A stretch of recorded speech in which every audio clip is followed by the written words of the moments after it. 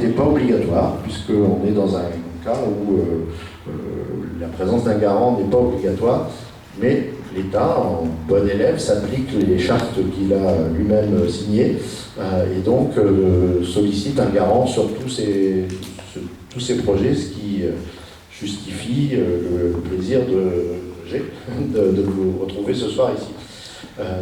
Voilà, donc sans plus tarder, on va passer la parole au maître d'ouvrage, au service de l'État pour présenter le projet. Peut-être juste une question, qui était là à la verrière? D'accord, donc vous êtes déjà pour une bonne partie bien informés. On va essayer d'avoir une présentation dynamique, mais je fais confiance pour l'avoir déjà entendu une première fois. Et ensuite, donc ce soir, la soirée est un peu particulière puisque, vous avez déjà vu sur les tables, on est dans un format contributif où vous pourrez travailler directement sur le projet avec des cartes, avec des fiches pour faire des propositions.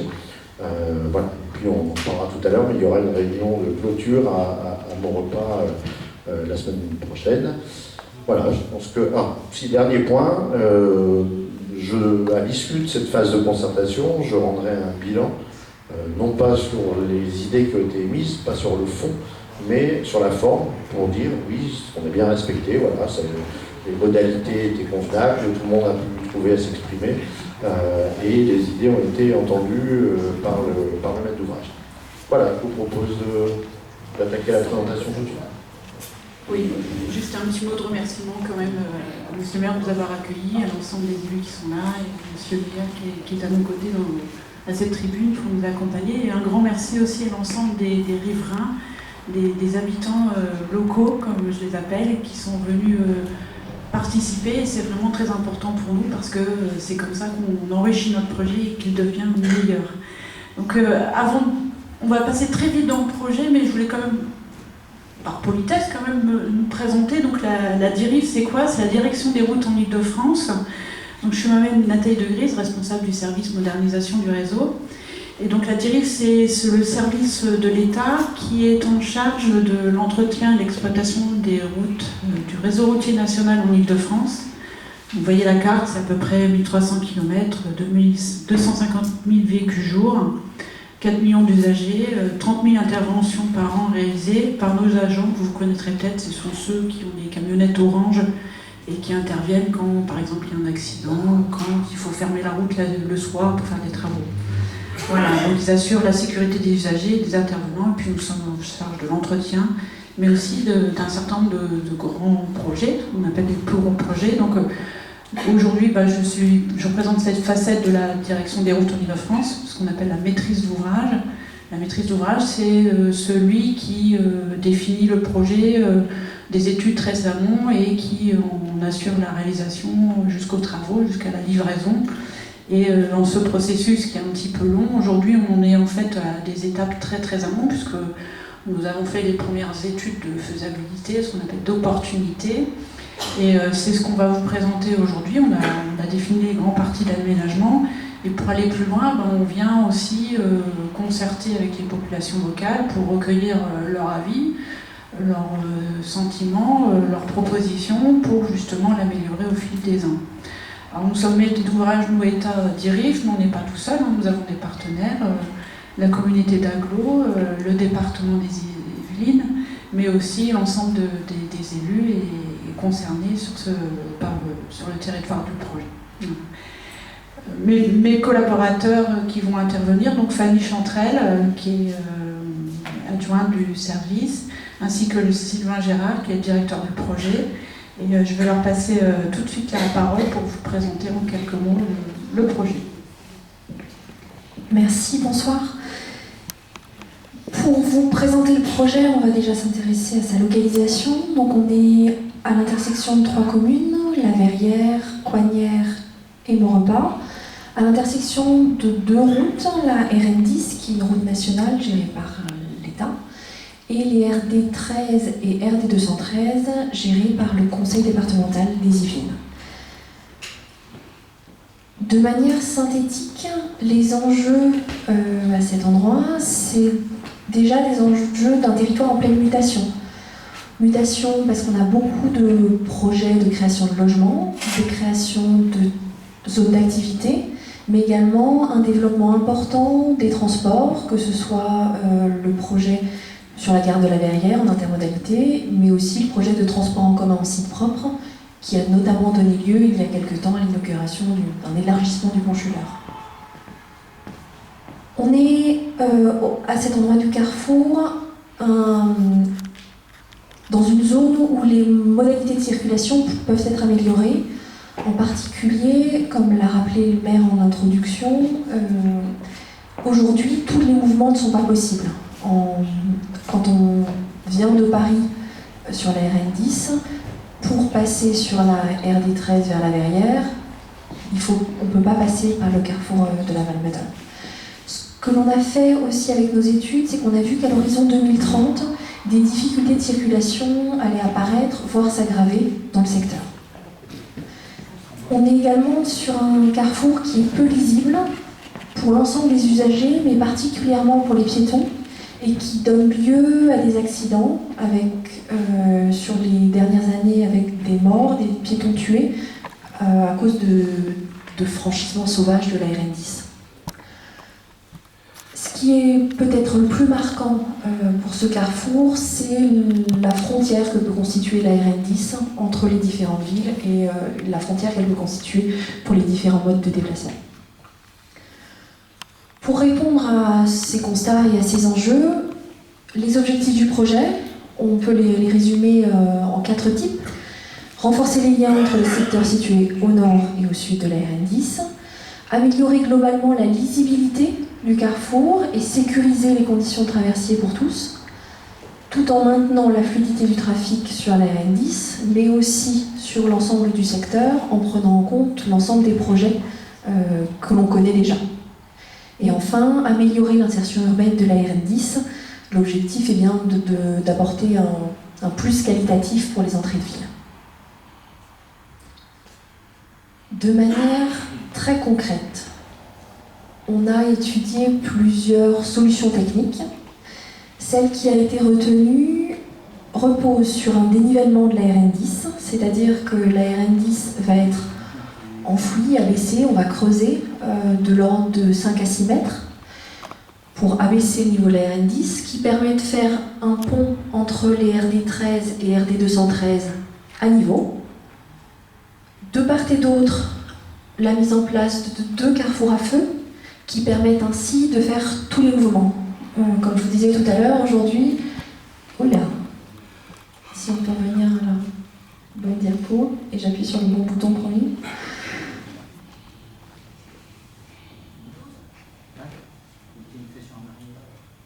Pardon, merci. Oui. Donc, en venant de Paris, on pourra sortir et via le carrefour à feu, aller à droite, à gauche ou même continuer tout droit jusqu'à la rue du Gibet. Puisque des contre-allées vont être mises en place au nord de la RN10 de manière à desservir de manière plus sécurisée les différents commerces et entreprises. Pour aller plus loin dans la description du projet, on va le faire en 2 temps et vous pourrez le voir quand vous travaillerez ensemble sur table. Donc je ne vais pas aller beaucoup plus loin. Juste vous dire que pour les piétons, on cherche bien à avoir des traversées continues à tous les endroits où c'est nécessaire. Et dernier point qui a déjà suscité des questions lors de la première réunion publique, le démontage de la passerelle piétonne actuelle. Aujourd'hui, on a une passerelle qui est par ici, on est en gros à 130 mètres du nouveau pont. Cette passerelle, aujourd'hui, a des appuis, donc des piles qui sont à l'endroit où on va creuser pour faire passer la nouvelle RN10 en fuite. Donc, enfin, décaisser. Donc, dans le cadre des travaux, comme la passerelle ne peut pas tenir sans pile au milieu, on sera obligé de détruire la passerelle. L'objectif est bien de reconstituer les passages piétons, cycles, et de créer un passage pour les personnes à mobilité réduite au niveau du nouveau pont. pour vous rendre un peu plus compte de ce à quoi ça pourrait ressembler, on a différentes perspectives en 3 dimensions, en sachant que ce sont des vues plus artistiques que techniques. Donc je vous demande, s'il vous plaît, de les prendre avec un peu de recul. Les arbres ne seront pas forcément là, et tout ne sera pas forcément comme sur la photo. Voilà, différentes vues de part et d'autre.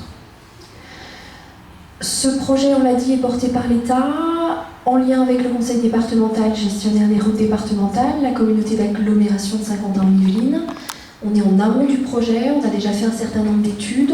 Pour autant, si le projet se poursuit, et c'est bien l'objet de la concertation, d'interroger les riverains notamment sur l'opportunité du projet, il faudra encore faire un certain nombre d'études avant d'arriver aux travaux et à la mise en service.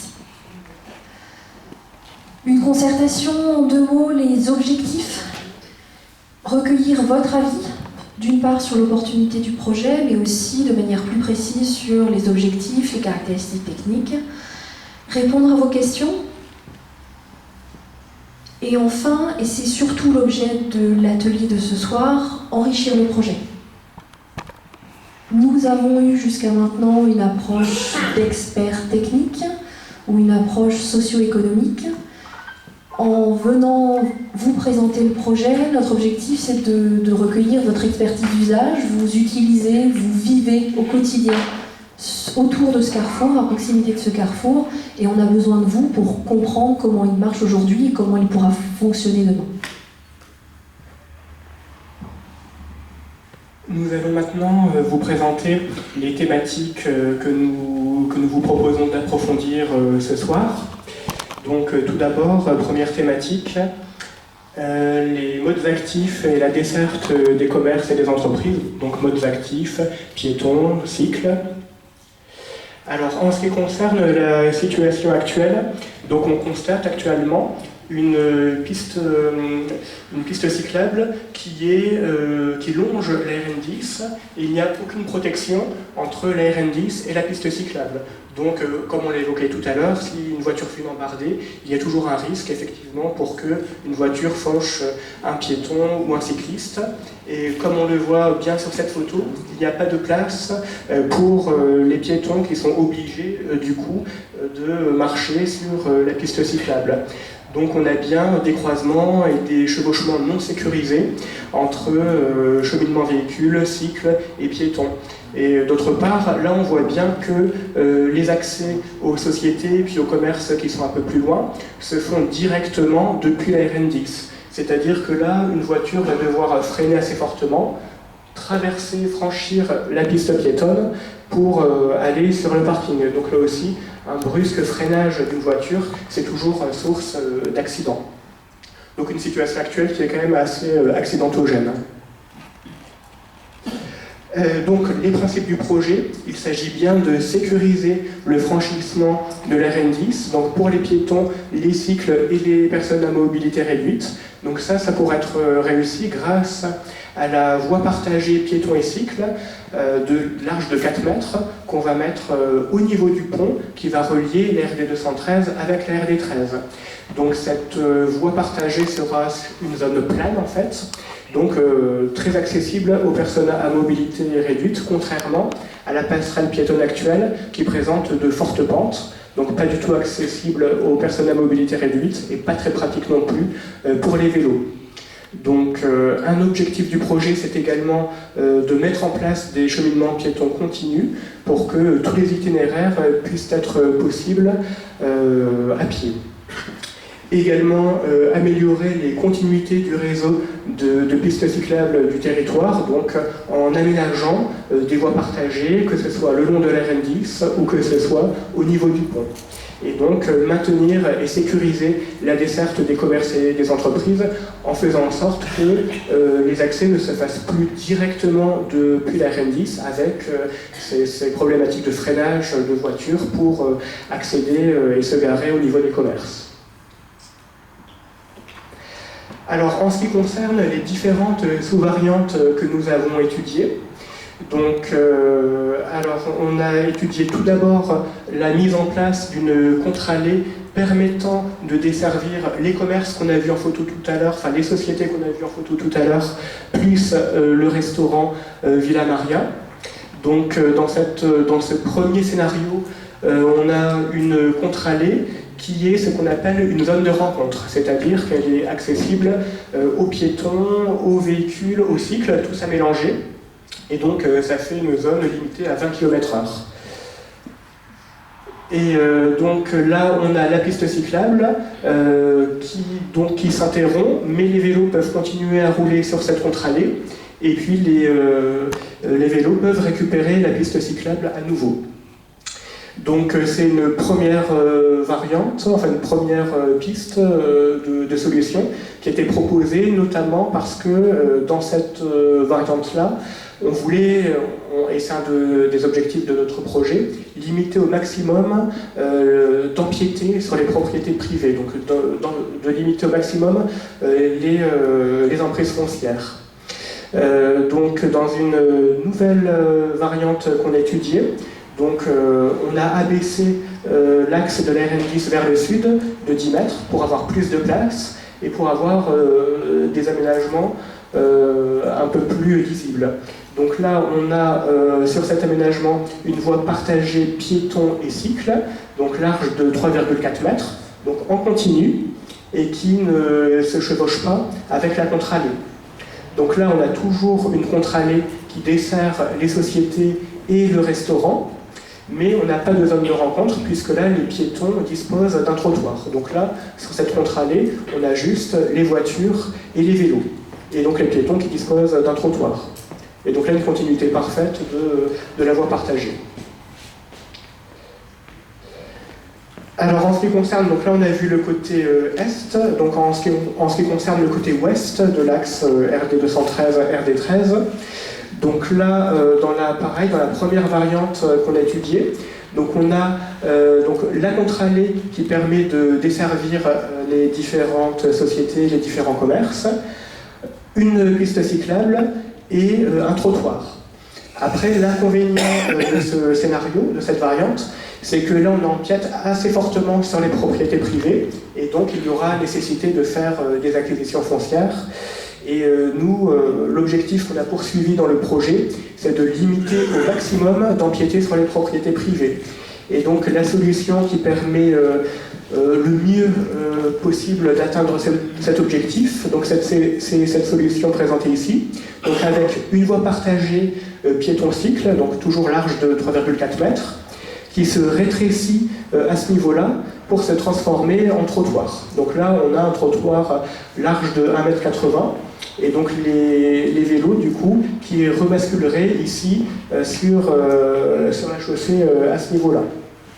Donc pour une zone limitée à 30 km/h. Voilà donc les deux principaux scénarios étudiés par rapport aux modes actifs. Donc là, on peut voir sur cette carte-là qu'on cherche à avoir une réelle continuité pour les modes actifs, quel que soit l'endroit où ils se trouvent, quel que soit l'endroit où ils veulent aller. On a ici notre voie verte large de 3,4 mètres, donc accessible aux piétons et aux vélos. À ce niveau-là, on peut repiquer une piste cyclable le long de la RD213.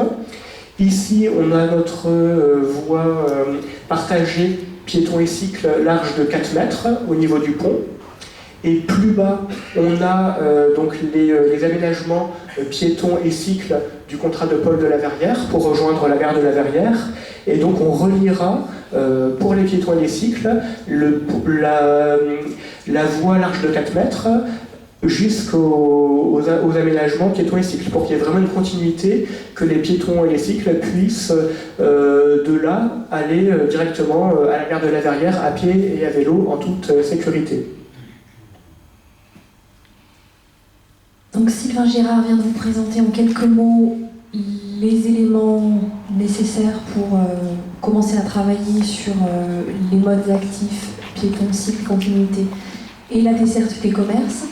L'idée de l'atelier, pour ceux qui sont aux tables et qui vont s'attaquer à cet aspect du projet, c'est de savoir pour vous, usagers, quel est le compromis acceptable? En sachant que on voulait vous préciser quels étaient nos objectifs et quelles étaient nos contraintes pour qu'on raisonne de la même manière, en tout cas dans le même cadre. Nos objectifs, c'est la continuité des cheminements piétons, cycles et personnes à mobilité réduite, la sécurité pour tous les usagers, le maintien des accès au commerce aux entreprises, et ce qui a guidé nos optimisations successives du projet, c'est une limitation de l'emprise foncière du projet pour avoir le moins d'expropriation possible, le moins de rachat de terrain privé possible, et en prenant en compte les contraintes des largeurs des voies pour chaque usage.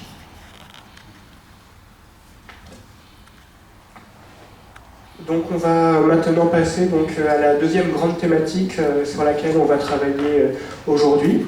Donc les impacts du projet, d'une part sur l'environnement sonore et d'autre part pendant les travaux.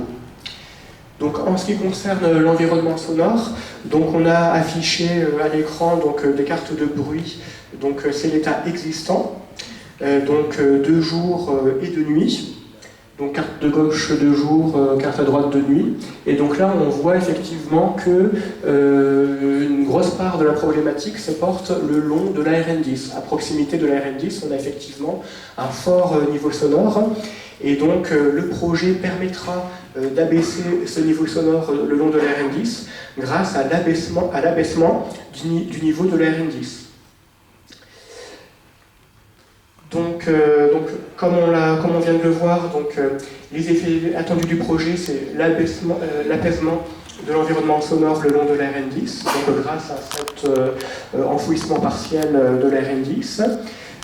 Des études de bruit vont être menées après la concertation, donc en vue de l'enquête publique, pour vérifier les solutions acoustiques qui seraient envisagées. Donc notamment dans l'étude d'impact, on va également particulièrement s'intéresser à la RD 213. Et en cas de dépassement supérieur à 2 décibels, donc on a une obligation réglementaire de trouver des solutions acoustiques, sachant que la limite de perception de l'oreille humaine, c'est 3 décibels. Donc 2 décibels, ça permet d'avoir une sécurité. En ce qui concerne la gestion des travaux, donc notre gros objectif pendant les travaux, ça va être de limiter la gêne pour les riverains et pour les usagers. Donc des solutions vont devoir être trouvées, donc notamment par des exigences fortes vis-à-vis des entreprises. On va élaborer des cahiers des charges très prescriptifs, que ce soit au niveau des horaires de travaux des entreprises, que ce soit au niveau des matériaux, des matériels qu'ils vont utiliser. Donc on va recourir à un coordinateur environnemental qui va nous aider à rédiger ces prescriptions. Et le coordinateur environnemental sera également chargé de vérifier que les entreprises appliquent bien les règles qu'on leur aura données. Donc l'encadrement des nuisances sonores sera également une de nos priorités. Et donc on prescrira aux entreprises d'utiliser le matériel le plus silencieux possible. Et les travaux de nuit seront faits de manière vraiment très exceptionnelle. Par exemple, la RN10 ne peut être fermée que de nuit. Si on fait des travaux qui nécessitent une fermeture de la RN10, on fera ça de nuit, mais c'est vraiment très exceptionnel. Donc on va plutôt se concentrer sur des travaux de jour, à des plages horaires convenables, pour déranger le moins possible les riverains. Et on va également prendre des mesures de limitation des poussières. Donc, arroser les pistes de chantier pour éviter l'envol des poussières. Et on va également recourir à des bâches pour limiter la propagation de ces poussières de chantier. Donc notre gros objectif aussi pendant les travaux, ce sera de maintenir les circulations pour tous les modes de déplacement, que ce soit les automobilistes ou que ce soit les modes actifs. Donc les solutions, les pistes de solutions, ça va être d'une part de bien veiller à une bonne coordination entre les différents chantiers du territoire, et notamment avec les travaux de requalification de la RN10 en traversée de Trappon-Yvelines. Phaser les travaux de manière à ce que pour chaque phase de travaux, tous les itinéraires restent possibles pour les différents modes de déplacement. Être capable, si on doit, pour une phase de travaux donnée, fermer une voie, interdire une voie à la circulation, basculer le trafic de cette voie sur une autre voie pour garantir une continuité du trafic. Et enfin, on pourrait également, pourquoi pas, créer des voiries provisoires pour y détourner du trafic et mettre en place des déviations pour tous les modes de déplacement. Pour les ateliers, ce que l'on attend de vous, c'est que vous nous aidiez à répondre à ces questions de votre point de vue d'usager. Donc, quel compromis acceptable pour les usagers en termes de bruit? Donc, on aimerait que vous identifiez, que vous caractérisiez les sites les plus sensibles du point de vue du bruit et que vous nous donniez votre avis sur les solutions de protection acoustique qui sont, à votre avis, les plus acceptables. Pendant le chantier, d'autres questions. Donc, tout mode de déplacement confondu, quels sont les itinéraires qu'il paraît important de perturber le moins possible? Quels sont les sites les plus sensibles? Et enfin, avez-vous des suggestions de solutions ou d'itinéraires? Avant de vous expliquer comment vont se dérouler les ateliers, je vais passer la parole à Monsieur Meyer, si vous avez un mot. Oui, bien sûr que j'ai un mot à dire, avec grand plaisir. Je voudrais rappeler quand même, il y a 3 points très rapides. Il faut bien parler de sous, hein, parce que ça coûte de l'argent. Il faut parler également de... Je vais parler d'argent d'abord, et puis après je... Ça s'inscrit, ce projet, qui est attendu depuis des dizaines d'années, on va dire, hein, quand la D13 a été coupée par la Nationale 10, par ce canal qui a séparé en 2 rives, on ne va pas dire irréconciliables, mais le sud et le nord. Hein, c'est un projet qui vient faire suite au projet du pont Schuller et de l'aménagement de la Nationale 10 dont les travaux ont repris. Donc sachez que les investissements globaux sont financés bien sûr par l'État, pour partie par le département, et pour ce qui nous concerne ici, dans ce projet, pour 25% aujourd'hui, par l'agglomération. Donc c'est important de savoir l'implication de l'agglomération, et également que après déclaration d'utilité publique, hein, quand le projet aura bien avancé, aux alentours de 2023, les travaux dureront jusqu'à fin 2026, ce sera l'agglomération qui reprendra, qui pilotera ce projet. Le deuxième volet, et puis ce sera tout après, j'ai eu 3 points, mais 2 points suffiront, c'est le côté humain. Et côté humain, quel meilleur endroit pour parler d'humanité que cette salle de Saint-Exupéry, et puis du Petit Prince. Le Petit Prince, et les chemins mènent tous chez les hommes, et qu'y a-t-il de mieux pour approcher les hommes que des chemins et que des ponts? Et ce pont va permettre de fluidifier les relations et d'améliorer grandement les relations entre le sud et le nord de cette Nationale 10. Voilà, c'est ce que je voulais apporter comme petite touche humaine grâce à Syntex qui nous accueille ici ce soir. Bons ateliers, bonne réflexion, et puis si je peux participer, je me ferai un plaisir de vous rejoindre sur les différentes tables. Pour le temps de travail en atelier, normalement sur votre table vous avez une thématique abordée, vous avez encore le droit de changer. Si vous ne voulez pas changer, l'idée c'est d'avoir 45 minutes de travail entre vous. On va vous distribuer un certain nombre d'éléments pour alimenter la discussion. Ce qui est important, c'est que dès le début, vous désignez un rapporteur. Ce rapporteur sera utile puisqu'on aura à la fin des 45 minutes un exercice de restitution de manière à capitaliser le travail que vous allez faire chacun à votre table. Donc selon la thématique traitée, vous avez un certain nombre de documents. Nous sommes à votre disposition, on va passer entre les tables pour répondre à vos questions, que ce soit État, communauté d'agglo ou département. Tous les services sont représentés. Voilà, vous avez, dans ce qui vous est distribué, il y a notamment une grille qui permet de guider le travail avec un certain nombre de questions. Et donc c'est parti pour 45 minutes. C'est à vous.